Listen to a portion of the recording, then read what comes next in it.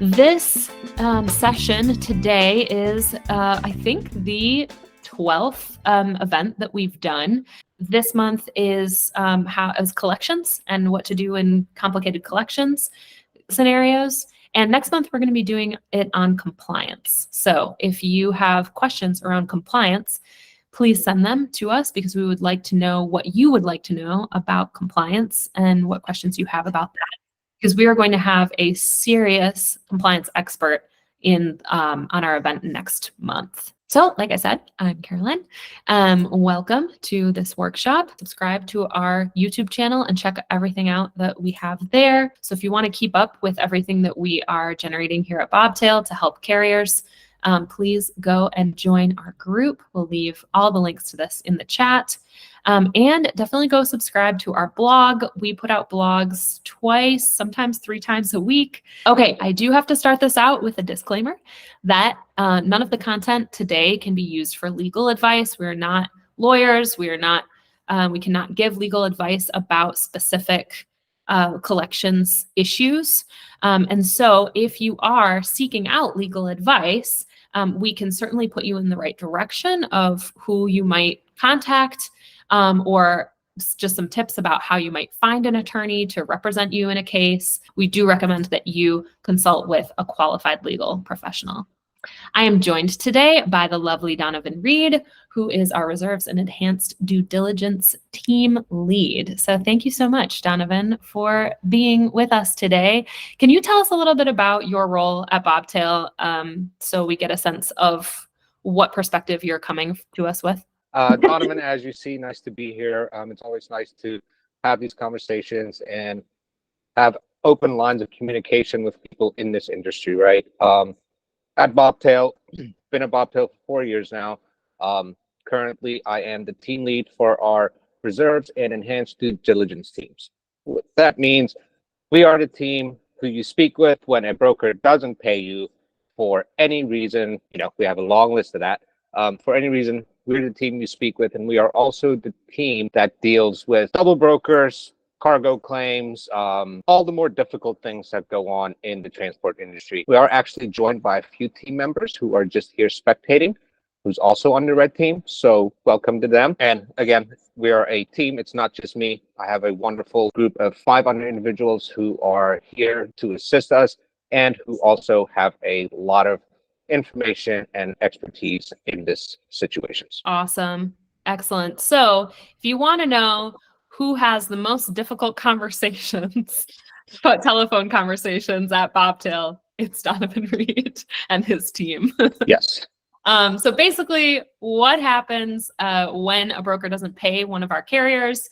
They get on the phone with Donovan and Donovan figures out why that might have happened. So can you start off with telling us, there are actually quite a few scenarios where a broker might not pay the full amount. Either they won't pay at all for the load or they won't pay the full amount for the load. This can be because of late delivery, stolen freight, which is why you have insurance for that, missing tracking, could be some negligence on part of the carrier. So can you talk about some of the reasons why a broker might not pay for a load that are more or less legitimate, and then some cases that are more contested?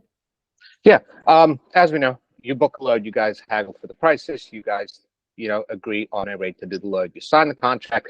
And at that point, it's basically like, yes, I'm going to do this load, go from here to here, get X amount of dollars. We all know brokers are very friendly with us while we're on the loads, while we're communicating, while we're driving, waiting for you to get delivery, waiting for you to get pickup. Once you deliver that freight, especially while using a factoring company, it comes down a little bit later that, hey, this issue that's going to result in short pay, non-payment, or, even claims. Those things can have a wide range of reasons why it happens. They're very particular with the communications, right? They want you to read the contract fully and understand, like, hey, we are requesting you to track this load. We are requesting you to use any of the tracking tools that they do use, and you do not, they will, short pay your invoice for not tracking. Late deliveries as well. And it's also another issue. You will be very communicative with the broker. Let them know exactly, hey, traffic, hey, blown tire, hey, I ran out of hours. All's good, right? Broker tells you everything is good, everything is great. We'll get you paid. You just make the delivery. Then it comes 3 weeks later, you get the payment, and you see, wow, Bobtail was short paid $250. Wonder why? And it all comes back down to the communication and the times. They also claim that there's a lot of fines that gets imposed to them from their customers when missing a delivery appointment or pickup appointment. But that's also something that needs to be very thoroughly inspected on the rate confirmation, right? Again, late deliveries, cargo claims, as we know, you drive, hit a bump, freight shifts, and or if you're doing reefer loads, temperature loads, ran at the wrong temperature, and or maybe even the product was loaded incorrectly from the beginning. Right. There are unfortunately an infinite number of things that can go wrong Right. with freight. And I think it's also important to recognize that it's not always black and white of what is reasonable, what is and it's not even all managed the same way. So one broker might say, no, if they loaded your trailer wrong, then that's on the shipper. And I'm not going to pay you any less because the shipper didn't do their job, right? But another broker might say, well, the shipper didn't pay me my full amount because there was something wrong with the freight, so I'm just going to pass that cost on to you as the carrier. So I think that there's a lot of gray area. There's a lot of situations that some brokers might think are reasonable, other brokers might not think is reasonable, and a lot of that that gray area is where we do a lot of work in trying to work things out with the broker. And you know, it's a tons of communication. And as for the carrier, we all know these brokers are in control, right? Because they're the ones at the end of the day cutting the check. So it's very important for you as a carrier, your paperwork, look at it. When you get a piece of paper back from the receiver, look at what they wrote on it, right? Because at the end of the day, that's a piece of money you're holding in your hands. They could mark that something was missing, short, well, and you don't see it, and you still submit the paperwork, you get paid for it, and then when it comes time for them to pay Bobtail, there's a short payment, because there were 5 missing cases. Even though you have absolutely nothing to do with those 5 missing cases, because all you did was pick up the load and go deliver it with a sealed trailer, right? But still somehow these things get passed on to carriers. And I would imagine that it gets infinitely more difficult to dispute a short payment after the payment terms are already up.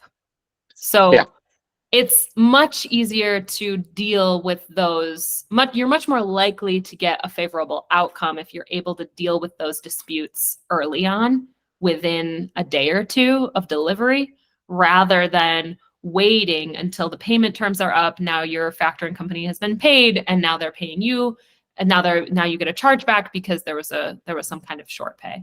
Right. That then is when it's harder to make a case for why you should get paid the full amount or paid for that load. Yeah, correct. And I'm sure all of these carriers know. Broker tells you, oh, this load's been closed out. Well, I submitted detention. You didn't pay me my detention. Oh, the load's closed out. Can't do anything now. Oh, you short paid me $500. Sorry, load's closed out. Can't assist you any further. Right. So again, like immediately, once there's discrepancies on the PODs, it's the best to immediately address those, right? It's unfortunately not going to affect you today, but it will at one point in time. Absolutely. So let's talk about some of the scenarios where it's very clear that it's not the carrier's not at fault here. Either the broker is just refusing to pay for some really ridiculous reason. We were talking to a legal expert in claims and transportation law a couple of weeks ago. You can go check that out on our YouTube channel. It's recorded there.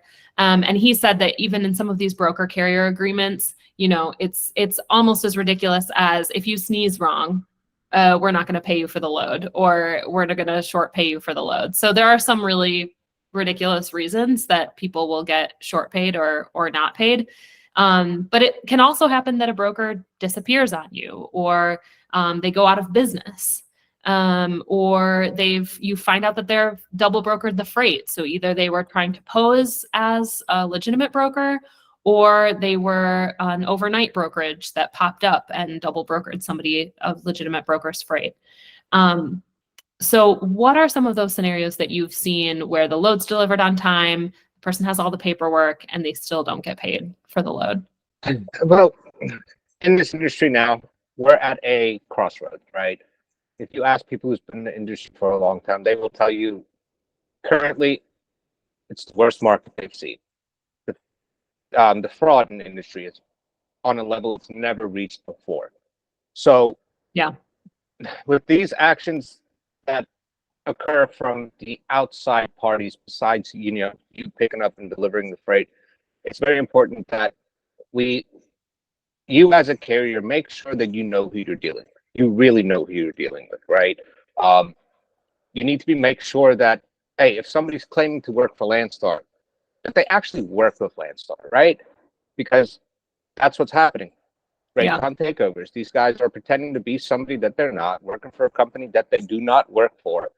And if you're not trained to see these Raycons every single day, like our teams are, right? Because we look at hundreds and hundreds of invoices that come across daily, and there's things that we notice and we spot that a carrier who just booked the load won't really recognize, right? And again, back to the paperwork issue. If you get a load and you see paperwork and it's telling you a different carrier hauled it on the POD, that's something to think about, right? Like, why is it telling me that company B hauled it when I know for a fact my company, Imperial Transport, hauled it? Why is it saying that a different transport company hauled it? And it just comes down to really paying attention and looking at the information that you are provided, because it's there. If you just really look at it and just not assume everything is all right, and start those conversations immediately, because the longer it takes to discover that, the chances are the real broker already paid out the fella pretending. Right. So there are things that people can do to work things out with the broker right away. If you notice that right away, or your factoring company does. So hopefully, if you're factoring with Bobtail, hopefully you're sending in those invoices as soon as possible. Because if you wait a week to send us the invoice and the load has been double brokered, we might not be able to get payment for that invoice at all because the broker's already paid the other carrier or the other broker that double brokered the load, and they're not going to pay twice for a load that they already paid for, right? But there are some scenarios, I think, where people can try to work with the broker first. I think this should be, give the broker the benefit of the doubt. If they've short paid you, or there's some kind of claim or something on the freight, if you can work it out with them directly, and you feel good about doing that. Obviously, there are scenarios where it's just a no-go, right? Where you can't really work anything out with the broker at all. But sometimes it might even be easier for you to work it out with the broker than for the factoring company to work it out with the broker directly. So all three parties really need to be talking at the same time. It's really important, obviously, like you said, have all your paperwork in order, have reviewed it really thoroughly right after delivery, take photos and evidence of that you were on time, that everything got there and there weren't any issues. I think that all of those things can help build your case with the broker so that you don't have to take significant action after that to get paid. Yeah, and that's things that happen while the load's in transit or right after the load's delivered. I do recommend that every single carrier that picks up and delivers a load, there's always places for carriers to sign, right? Make sure you sign it. Make sure you write your company's name on it. Like, hey, this was delivered this time on this day, and this is my company name. That way, towards the end, when we're expecting payment, they can come back and be like, well, all the stories that we've heard, right? So you're documenting that you were the one who picked it up, you were the one who delivered it, and the exact times. I know it seems at some points like, why is this so important, right? Why do I have to do this? Everybody knows that I am the one who picked it up. I'm the one who delivered it. So why do I even need to sign this piece of paper? It's a massive deal. And also, like Caroline said, hey, get that paperwork in, because if there are some things, our teams are trained to catch it, right? I'm not saying we're 100% perfect. I will never ever try and convey that, okay, you'll never get caught, or they won't get something past us, because that's just not factual. But we have the people trained to look at this information. We have the teams who have been through this. They've seen these invoices. They know what doesn't look right, and they know how things should look. So we've talked about some of the ways that you can avoid getting short paid or not getting paid. But in the case that where you do have a broker that's refusing to pay for a load or has gone out of business, the first thing that I think people should know is to talk to their factoring company. Now, you can only speak for Bobtail and our processes. So I'm not speaking for any other factoring company right now. But when this kind of situation happens, we will reach out to the carrier and explain what's going on and try to find some kind of solution. So if we think that there's a good collections case to be made, we may be able to do some of the things that we're going to talk about after this, which is go to the shipper, go to the surety bond, maybe try to negotiate with the broker directly. So we're going to try and take those actions for you, or we may be able to guide you on taking some of those actions if that's a better course of action. But the important thing is that you already have a resource. Your factoring company is supposed to be responsible for collecting on your invoices, right? Unfortunately, some factoring companies don't do that. Some factoring companies, it's just, oh, I'll front you the money, but as soon as that 30 days is up, and that 30th day has gone by and I'm not paid, immediately charge you back with no explanation. We don't think that's how factoring should work. We think that you should get an explanation and have some opportunity to understand what's going on with your account and have some resources that you can work through with us. And so that's sort of the first step. Donovan, I know you work with carriers on this. Can you talk a little bit about some of the times when you have worked with one of our carriers on a difficult case? A whole bunch of different scenarios, because we came across them all, right? Carrier picked up the load, delivered it. Everything was perfect. Carrier invoiced us. We paid them. And here it comes. Oh, broker's going out of business. Broker, they did not renew the insurance. And at that point, it's a massive red flag, right? Because if this broker doesn't have insurance anymore, if their insurance is about to lapse, that's why you see if you are factoring with Bobtail, you see how we have the rating systems, right?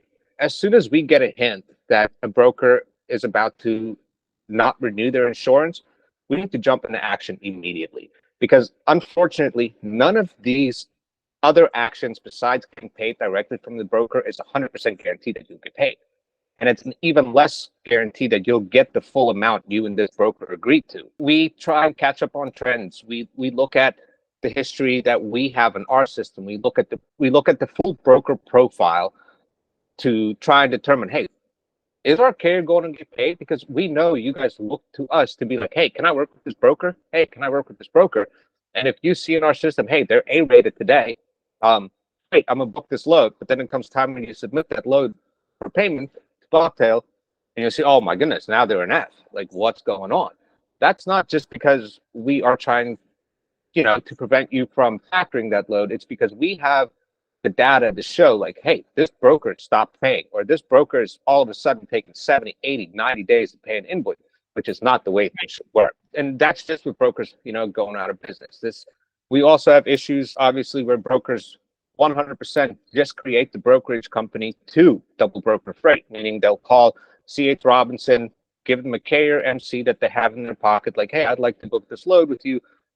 And then they don't haggle, which is also another issue because it drives down the market prices for all of this freight, because they don't care if it's $600 or $700. Right, they're not actually the ones working. Right, they're gonna get $600 from the broker, but all they did was promise you, I'm gonna pay you $900 for this load. Right, knowing darn well they will never send you $1 for it, because that's the game plan. That's what they do. They have these companies in their pocket, like Caroline mentioned, that was created 2 years ago, but they're just waiting for the right opportunity to everything in motion, start booking loads using the dashboard, which is also another major issue, right? Like, we shouldn't feel as a carrier, because I spent hours of my, like many hours of my life on the DAT board. I booked loads for 25, 26 trucks at one point. So you should, if you're paying money to these third-party websites, you should have some feel like there is some kind of responsibility on them. But unfortunately, they don't look at it that way because they're getting paid for their subscriptions. Hey, you have to pay to use those load boards, right? So if there's 60, 70, 80 of these fraud companies out there, that's happy because they get paid. They get paid. And Truckwise, that is correct. Like, and that is also another issue in this thing, right? See, Truckwise said sometimes the scammers do have access to the legit broker's carrier packet and phone like Landstar and shows good in fact in the portal, but after the load, the scammer just disappears. What to do then? That's when, and that's again why we say, hey, as soon as you deliver that load, submit that paperwork to Bobtail. Because Bobtail will send that paperwork to one place and one place only. That is the broker's main accounting department, right? Okay, we'll send it to the broker's main accounting department. The actual broker himself, he can easily contact them and be like, hey, please send me that paperwork, and you can get it from there. They rely on you. You deliver that load, and here comes the pressure. Hey, send me a picture of that POD. Text it to me. Come on, just text it to me. That's what they want you to do because they'll immediately turn around, go to the actual broker and be like, hey, look, here's my paperwork. I completed your load. Please quick pay me. And we know it's like pulling teeth to get these guys to pay loads one time. Expecting them to do it another time after they've already paid the scammer, it's just not going to work. Filing on the bond at that point is useless because the broker's like, I don't have any affiliation with this. Like, the bond will be declined. And also, they disappear. And that's a problem, right? Especially if they're doing the Raycon takeover situations. It's almost a lost cause unless you submit that paperwork immediately and we pay attention to the documents to try and pick up on some of the hints that shows like, something's wrong here. But that the quicker you jump on it, the quicker you action on that, the better chance you will have to get paid. Because what happens on our end is we notice like, why does this Raycon look so weird? Why does CH Robinson have a Gmail email? Red flag. And then our teams go to the chats and like, hey, red team, let's check this out. And then we immediately determine, oh, well, this tells you that this belongs to US Raven Logistics. Let's call them. Hey, US Raven, I know you had a load that picked up here, delivered here. The carrier you booked on it, I can guarantee you they didn't haul it. And at that point, that's when we start working. Hey, have you paid them out? No, we haven't. Please put payment on hold. Do not make any payments. Let me provide you with my proof to show that, hey, this carrier that claims they hauled it didn't haul it. And let's get my client set up with your company if you have not. We've been through too many of those cases. And we've been successful, right? Because carriers submitted the load once they delivered. We contacted the real broker. And sometimes carriers are set up with them. Sometimes they're not. So it just takes some time to, follow up, make sure that that payment does not get sent to the wrong person. So the next action that I want to talk about is collecting from the shipper. Can you shed some light on this, Donovan? In what cases does it make sense to go to the shipper for payment here? Also, again, this is not 100% guarantee, which is very unfortunate, right? Because the different scenarios. Let's talk just about if it's a legit broker who didn't double broker the freight, they've been in business and now all of a sudden they shut their doors. What do? We reach out to the shippers and the receivers. We try and figure out who's the actual product owner, right? Because that's going to be the guy cutting the check to the brokerage that this load was assigned to. We inform them immediately, like, hey, look, we have a long list of carriers who did not get paid for their freight. They all picked up from your facilities. If you paid that brokerage, or if you have not, don't, because they are not sending the money where it needs to go. What happens is we all know that these bond companies, they have $75,000, right? That doesn't cover much. Everything at that point is going to be prorated to the carrier. So collecting from the shipper is a valuable resource that we have. we do also send those to our legal representatives, unfortunately at a cost, right? Because everybody works for something. We spend our time trying to ask the questions. I don't know if anybody worked with Elite Transit at one point who got caught up in that thing, or AGD. These were massive brokers who had hundreds and hundreds and thousands worth of dollars owed to carriers, but then just stopped paying. Closed the business doors, made all these carriers file a 75K bond to try, everybody fight over their tiny little 2.2%, 0.5% of payment. We've had some success collecting from the shippers through our attorneys. But again, it's at a fraction of the cost. But Right. it does work. When it gets to that point, we just have to be realistic and understand the situation. Hey, $300 is better than nothing. I know I was owed $1,000 for this, but at least it's 300. It's not right? We all can agree on that, but it's the reality of the situation. Right. What's realistic? Right. It's just right. In that sense.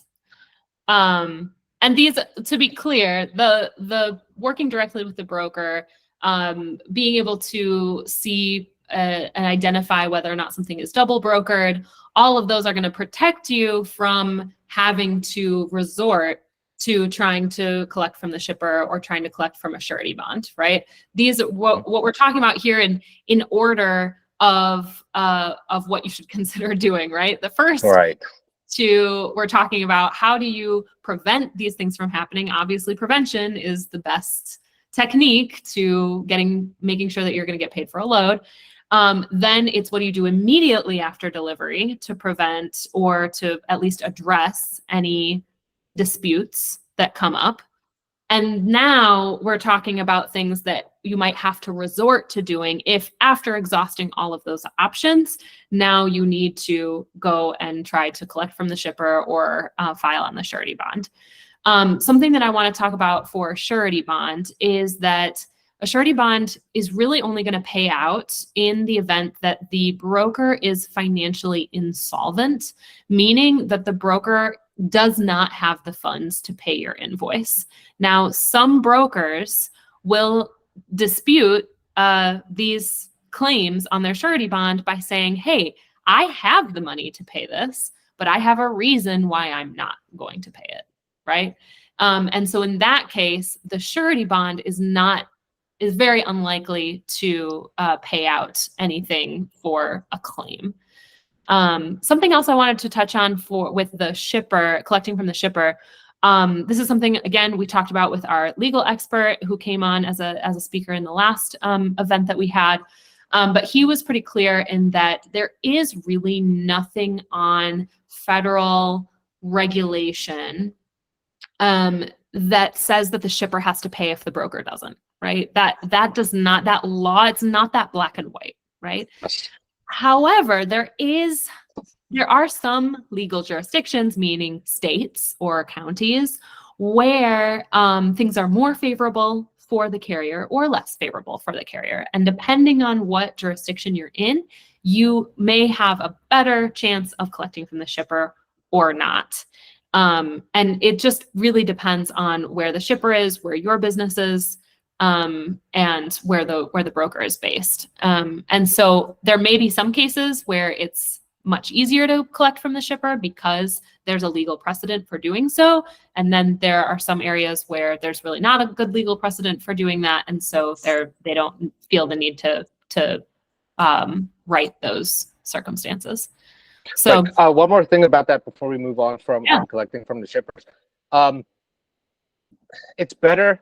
It's not better, but it's better if there's more than one instance, right? If you have multiple carriers that are like, hey, what's going on? Why did I not get paid? I picked up at Nestle. It's a massive company. Why? What's the reason I'm not getting paid, right? And it's obviously come down to the broker.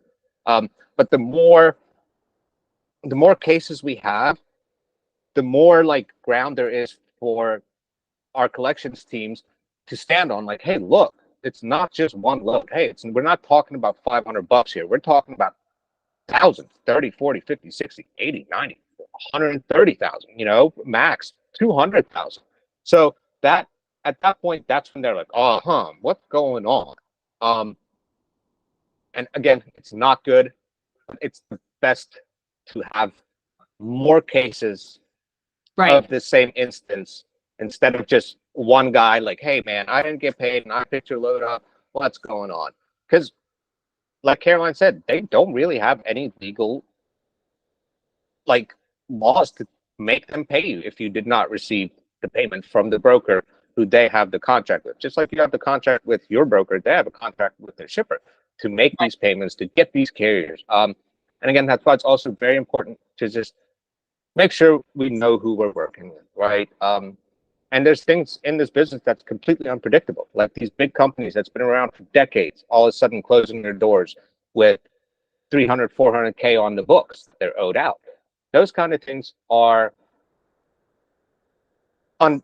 unpredictable. But if you see a load from a broker and he's like, I've been in business for a month and he's offering you a great rate, just take a step back. Just think about it, right? Like, where is this guy getting this load from to be able to offer me this much money? Right. Like, how did he get to this point this quickly to have this massive customer that he now, that all these big brokers fight over, and also drive down the rates? It's a completely different discussion, but it's just important to really look at it. Do your research on the broker. Google them. Like, who's this broker? Reddit. There's Facebook. Just make sure you don't want to haul a load for a guy who's been in business for a month. Will he pay you? Maybe, but that's not what we're in the business for. We're not in the business of maybe getting paid, right? You don't fill up your gas tank with maybe. Yeah, exactly. All right. The last thing or actually the second to last thing is working with collections agencies. I know that we work with collections agencies to try and collect from shippers sometimes. We have a list of a couple of collections agencies that specialize in the transportation sector that we can send after this event if you're interested in getting in touch with some of them. If you have outstanding invoices that you at least want to get some percentage of your money back on, unfortunately, collections agencies, they're going to take it probably on a case-by-case basis and say, okay, yep, whatever we recover, we'll give you 70% of that or 50% of that. So, of course, again, this is one of your last options. You want to exhaust everything else before you resort to something like this. But it is sometimes you can get more from sending it to a collections agency rather than trying to make a claim on the surety bond. And then, of course, there is always the option to hire a lawyer. Unfortunately, lawyers cost a lot of money. And so in this case, it really probably doesn't make a whole lot of sense to do this for anything less than $40,000 to $50,000. If you are owed that kind of money, then it makes sense to seek out an attorney. It's important when you're looking for an attorney to look for someone who is knowledgeable about transportation law. You don't want someone who's, a personal injury lawyer to handle a case like this. They're really not going to know what they're doing. And so you really want to find someone who can do this. And who really knows their stuff. Again, if you want more tips on that, check out the recording with David Jenks that we did a couple of weeks ago. He's a great resource as well. All right. So before we get into our fun spiel about Bobtail, I want to ask if anybody has some questions about what we have talked about. So if you want to raise your hand, there's a little raise hand emoji or icon at the bottom of your screen. And you can go ahead and click that to ask any questions or put them in the chat if you are available. Jose, I saw yours up first. How's it going? Well, hey, how's everybody doing today? Thank you. Good, Jose. I hope you're doing well. I'm doing great. This is just basically a question. Sure. and I always wanted to know how that got fixed. I know it was one of the some companies that owed so much money in one time, and I think Donovan was involved between this company from California. And in the end of the day, I know it got fixed. They pay you, but I don't know how really got paid. And what was the reason they didn't pay? If you remember that, Donovan. Jose, what's your company? MKE Logistics Sorry, what was it? and MKE Logistics. MKE Logistics Services. Let me check. And I think the other company, I don't know if should I say their name, It's a brokerage, right? was a company who were moving some material from Mexico. They're out of California, based in California. Yeah, The yeah, yeah. company. You remember them? Yep. And the question was, what was the reason they hold the payments? They didn't tell you why? See, that's the thing. They won't get into those like details, right? Okay. They won't like explain why, but at that point, right? Does it really matter to us why they didn't pay? The goal is we just want to get you paid. And again, like I said, all of these other actions and steps that we take, none of it is guaranteed, which is unfortunate, right? Because it's not fair because you did the work. You should be Right. getting paid for what you agreed to. And when these brokers decide, they're going belly up or for the reason they don't want to be in this business or whatever happens, Mhm. we just need to try and adjust and recover as much as possible for your time and your efforts. But Okay. if you want to give me a shout tomorrow, you can talk more about that one. No, because they've been calling me. They want me to go back and do business with them, but Don't. I know Bobtail say we don't want to factor Nah, them. no, don't do that. And that's the thing, right? No, When that was we, the main reason. I know, I know. And like the thing is,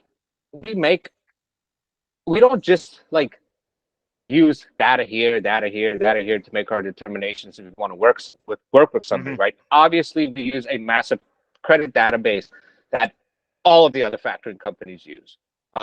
We actually did have a massive roundabout with all the other factors because we all understand that these issues that we're discussing now, it doesn't just affect Bobtail. It doesn't just affect you guys that is in here in this conversation now. It really has a massive impact on every single person in this transport industry. So we're kind of like putting heads together, like what can we do to make sure, because at the end of the day, we all know we work for you guys, right? We work to make sure that you are getting paid for what you deserve, nothing more, nothing less. But yeah, that's a good point. And again, that's when we lost, right? Because we don't win them Yep. all.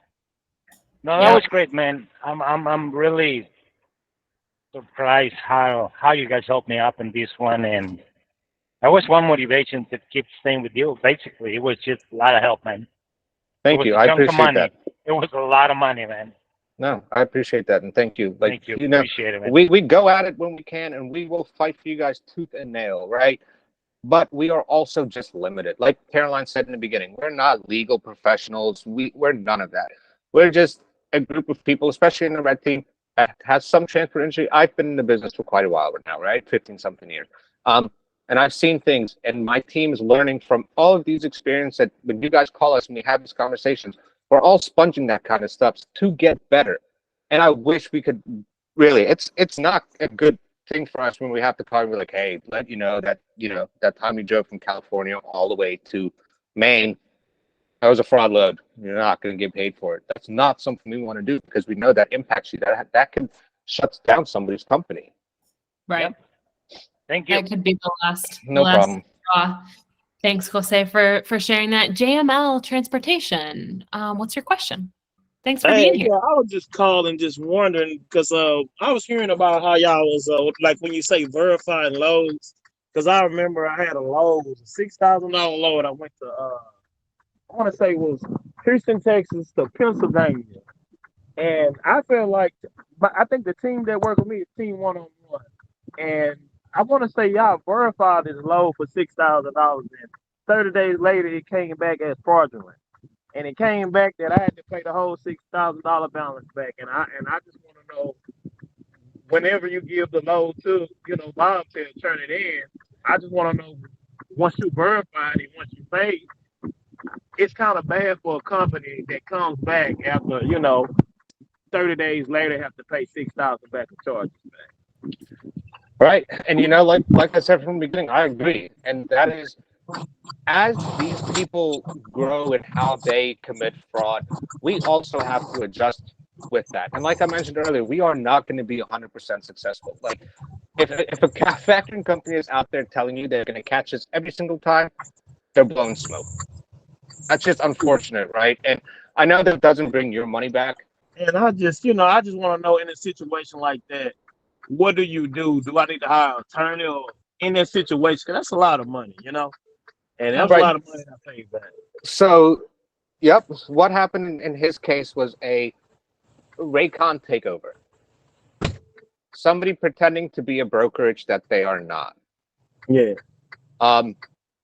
And unfortunately, like I said, these guys are clever, right? They're starting to figure out what not to put on there to get caught. They're starting to figure out, like, hey, we really have to be careful, make sure that our fonts are correct, make sure everything matches the way the real Raycons work. Because think about it, these guys, they have access to Ray confirmation because they are truckers, or they used to be at one point. They have access to these Raycons. They can very easily manipulate it. So obviously, as these things happen, we learn, right? We also learn to grow and to not avoid it. But what happened in your case was the load belonged to JB Hunt. JB Hunt already paid out the carrier who hauled the load, quote unquote. And at that point, like we mentioned, the broker will never pay twice for a load, no matter, even if they know it was fraud.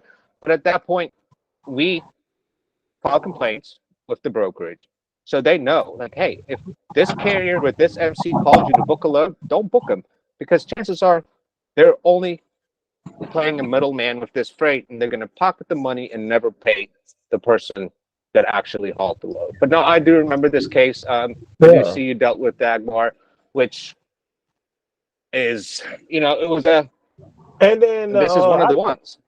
And then one more I have there, because it just happened a week ago. It's like, what do you do in this situation? It's kind of like these brokers, like I want to say a broker name was Suntech, for example. It was a small load, a 350 short pay. Yeah, and it's kind of like, you promised me 550. It's like, okay, I could do everything you want me to do. I pick up the load and go to Tomball and deliver this load. But when I go to this location, it's like, 53-foot trailers is not, it's not allowed. So I had to broker and say, oh, hey, man, we're going to have to resend this freight back. He said, okay. So you update the Raycon for 550, right? And 30 days later, you only send 200. You see, it's like, it's like we're losing as carriers, losing so much. When it comes to that point of the short pay, right? Like, and this is something that I want, like, I'm saying it, and this is just the way it is. It's, unfortunately, this is not like to be any kind of way or whatever, but once they make that short pay, right, and Bobtail comes to you and you're like, hey, you got short paid on this load. And you're like, well, why? And then we give you the reason, and carrier's like, well, that didn't happen. We can play phone tag between you and the broker for days and days and days without getting any resolution, right? Because the broker thinks like, oh, well, what? Okay, the carrier should be calling me. You don't know. You weren't on the load. You weren't the one who negotiated. You weren't the one that I was communicating with. So it's very important. Yes, we are here to help you in these situations, right? And we do make, once, this discussion gets brought up to us, we do fight and we do see what we can assist you with. But a lot of it is communicating with brokers. And yes, in this case, filing on the bond is not going to do anything, because the broker is just going to be like, no. But I will technically, like I said, unfortunately, I don't see every short pay. My team doesn't see every short pay, because if you knew the amount of short pays that these brokers actually go through, right? I noticed because I've been receiving $20, $25. It's kind of like they charge. I don't know what it is. Landstar do it a lot. Every load you process with Landstar, some of these loads they put $10 or $15. I know it's not right, but that's the thing with it. I'm looking at your load a little bit more. I know we don't have that much time, and I know we probably have some other questions. I appreciate it. I'm not in tomorrow. Call me on Monday, okay? And I'll see what I can do here for you, because I'm looking at some things on this Raycon. I see some tracking should have been done.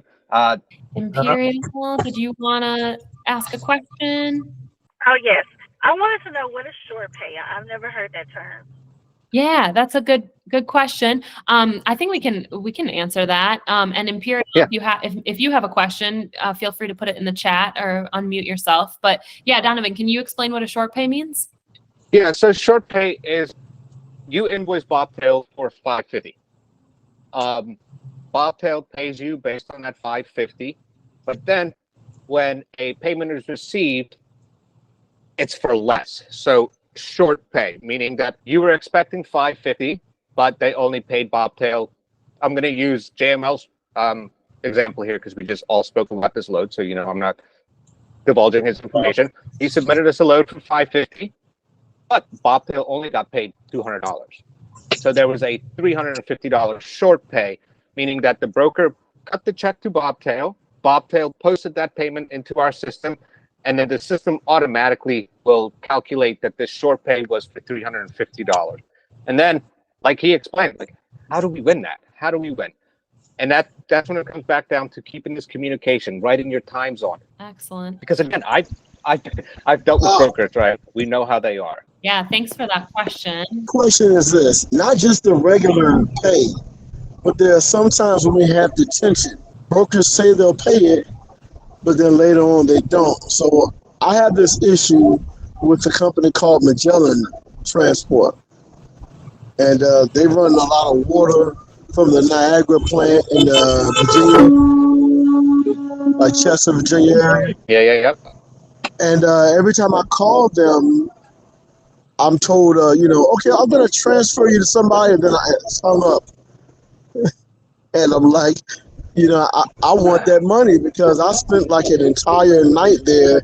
I had to lose another load and everything, waiting on them. And that's a thing that happens all the time. It's not your fault, right? And it's none of the carrier's fault, but these brokers will tell you, hey, show up to this load 6 hours early for no freaking reason. Then you sit there and you wait and you wait and you wait. And then, hey, your loading time comes and, hey, sorry, load's not ready. Did they provide you a rate confirmation? Did they provide you a rate confirmation that shows that detention will be paid? Yes, they did. And not only was it that, the load they had me go pick up was already late before I even agreed to the rate card. I just didn't know it. So when I showed up, they're like, yeah, your appointment was at whatever time and you're late. Broker didn't tell me that. So now I'm asking like, okay, well, what do you want me to do? And I have to wait for like 4 hours to shipper. Then by the time I left from the shipper, I knew I would never make the receiver at the time for that appointment. So I told him. Right. And instead of them changing it, they left it alone. And you know how Walmart distribution centers are. Yep. So they're not just going to take you overnight. And this is also a tough thing that these brokers do, because they have these loads. The carrier might be telling them, oh, I'm going to pick it up, and then they fall off, and then they have to scramble to get it covered. The problem is they're not going to tell you, hey, just to let you know, I'm going to make you sit there at pickup because our first truck dropped off. They're also not going to let you know, hey, we know for a fact you're not going to make your delivery appointment. And that's just going to put you in a waiting period. And I would, if they provided you a rate confirmation before that freight was delivered, like, hey, I sat here, I'm not going to do anything with your freight until you send me a rate con that shows the detention time listed on there.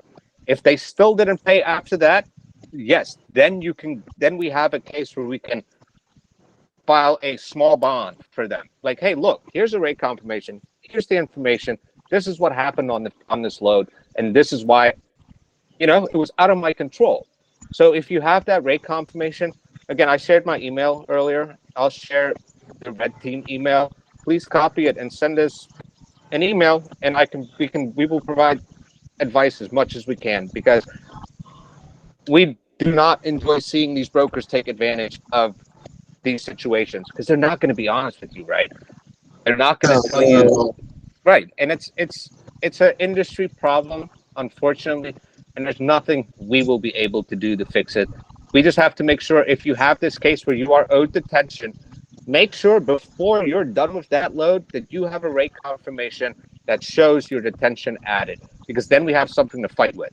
But if it's not on the rate con, don't just take his word for it, because I can tell you every single one of us has been lied to by brokers before. All right, we're going to wrap it up here because we've just got 2 minutes left. And I want to talk a little bit about our factoring service here at Bobtail. Again, if you heard anything about factoring during this event, we're really just talking about our service with Bobtail.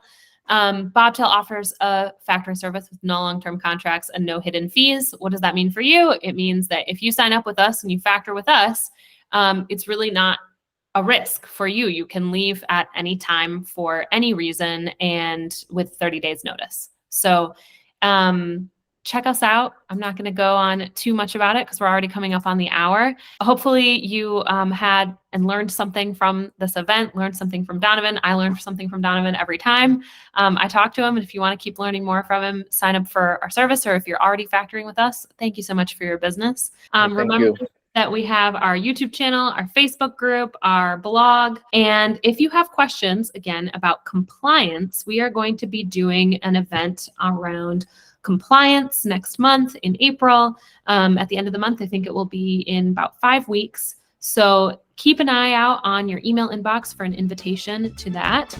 And let us know, write to us at hello@bobtail.com with any of your compliance related questions. And we will make sure that we respond to those in that event. With that, we'll close out. Thanks so much for joining us, y'all.